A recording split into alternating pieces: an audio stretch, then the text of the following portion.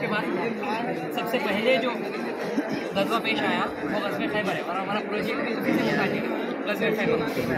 جیسے اللہ کے نبی صلی اللہ علیہ وسلم سے پہنچے تو اس کے بعد خیبر کی طرف روانگی کا حکم دیا، اور 1400 صحابہ جو بیت رضوان اس وقت اللہ کے نبی کے ہاتھ میں بیعت کیے تھے جانصاری کے، انہیں صحابہ کو لے کر غزوہ خیبر کی طرف روانہ ہوئے۔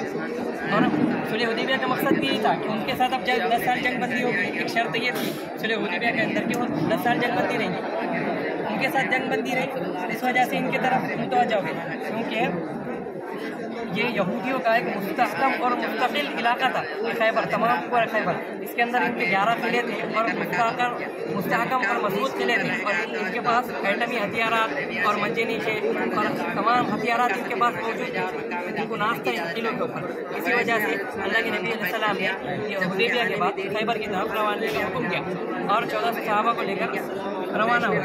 اور اللہ کے نبی کا لشکر جرار رات کے وقت مدینہ خیبر کے قریب پہنچ چکا تھا، موقع تھا رات میں ہی اگر حملہ کر دیتے تو ان کو ہتھیار سنبھالنے کی بھی ضرورت، ہتھیار سنبھالنے کا بھی موقع نہیں ملتا تھا، اور یہ قلعے تمام فتح ہو جاتے۔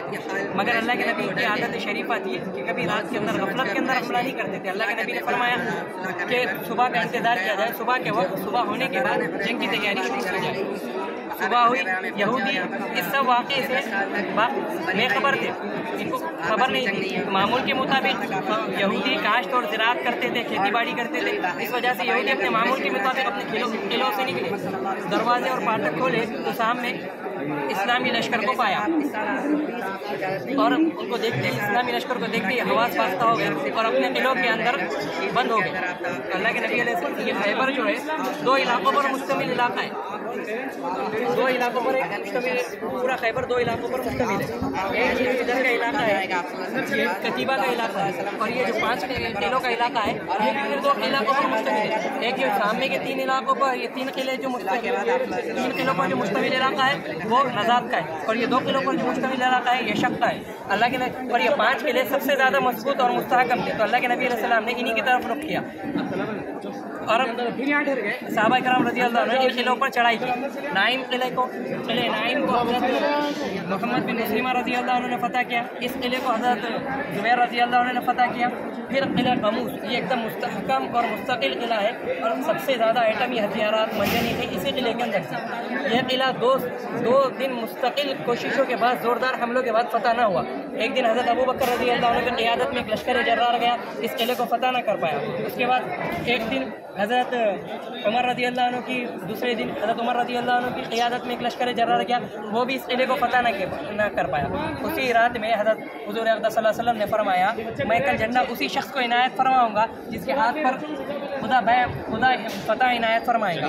تو صحابہ تمام اسی شوق میں رات گزار دی کہ کل یہ خوش نصیبی کس کے ہاتھ میں ہے، کس کے ہاتھ پر آتی ہے، اور یہ قلعہ کس کے ہاتھ پر فتح ہوتا ہے۔ تو صبح ہوتی ہے، حضرت فجر کے بعد حضرت حضور اقدس صلی اللہ علیہ وسلم نے حضرت علی بن ابی طالب رضی اللہ عنہ کو طلب کیا۔ یہ 4 دن سے جو جنگ چل رہی تھی یہ قلعوں کے اوپر مستقل، تو حضرت علی رضی اللہ عنہ اس کے اندر شریک نہیں تھے۔ اس کی وجہ یہ تھی کہ حضرت علی رضی اللہ عنہ کو آشوب چشم ہو گیا تھا، آنکھ کی بیماری ہو گئی، آنکھ آئے ہوئے تھے۔ اس وجہ سے اللہ کے نبی علیہ السلام نے دیکھتے ہی ان کو اپنا لعاب دہن آنکھ میں لگایا، جس سے وہ شفایاب ہو گئے۔ اور اس کے بعد ایک لشکر حضرت علی رضی اللہ عنہ کی قیادت میں روانہ ہوا۔ روانگی کے وقت حضرت حضور اقدس صلی اللہ علیہ وسلم نے نصیحت فرمائی کہ پہلے جا کر یہود سے جنگ نہ کرنا، پہلے جا کر اسلام کی دعوت دینا، اگر ایک یہودی بھی اسلام لا لے تو وہ تمہارے لیے سرخ اونٹنیوں سے زیادہ بہتر ہے۔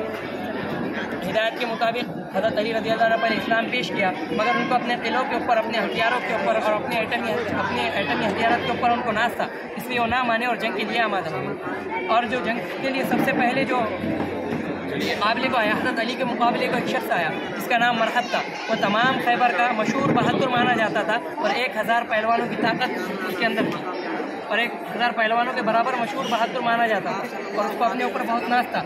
وہ نکلا حضرت علی رضی اللہ عنہ کے مقابلے کو، آتی اس نے اشعار پڑھے، کیونکہ پہلے جنگ کے درمیان مبادرت کے لیے اشعارات پڑھے جاتے تھے۔ انہوں نے اشعارات پڑھے کہ میں سارے خیبر کا بہادر ہوں، سارا خیبر جانتا ہے کہ میں مشہور بہادر ہوں، 1000 کی طاقت رکھتا ہوں، ہتھیاروں سے لیس ہوں، ہتھیاروں سے سجا ہوں۔ اس کے مقابلے میں حضرت علی رضی اللہ عنہ نے اشعار پڑھے، میں بھی حیدر ہوں اور میری ماں نے میرا نام حیدر رکھا ہے، اور میں جنگل کے شیروں سے زیادہ خطرناک ہوں۔ پھر دونوں کے درمیان مقابلہ شروع ہوا، شروع ہوتے ہی ایک ہی وار کے اندر حضرت علی رضی اللہ عنہ مرحب کا کام تمام کر دیا۔ اس کے بعد اس کا بھائی یاسر آیا مقابلے کو، اس کے مقابلے میں حضرت زبیر رضی اللہ عنہ گئے، انہوں نے ان کا کام تمام کیا. اسی طرح قلعہ کموت فتح ہو گیا، یہ علاقہ فتح ہو گیا، شق اور نزاد کا علاقہ فتح ہو گیا. اس کے بعد ان علاقوں کی طرف رخ کیا گیا. یہ علاقہ جو کتیبہ کا علاقہ تھا، اس علاقے کی طرف رخ کیا گیا. یہ مستحکم اور مستقل خطے فتح ہونے کی وجہ سے یہ قلعہ والوں کا زور ٹوٹ گیا اور یہ بغیر جنگ کی فتح ہو گیا. اسی طرح تمام خیبر کے یہودی شکست پا گئے اور صحابہ اکرام رضی اللہ عنہ تمام خیبر کو اپنے اندر میں لے لیا اور تمام خیبر فتح ہو گئے. جو قلعے کا مشہور دروازہ ہے وہ کس طرح اسی کا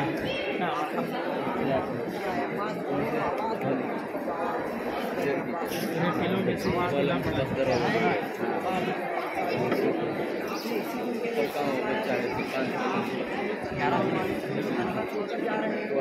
کس طرف کے حصے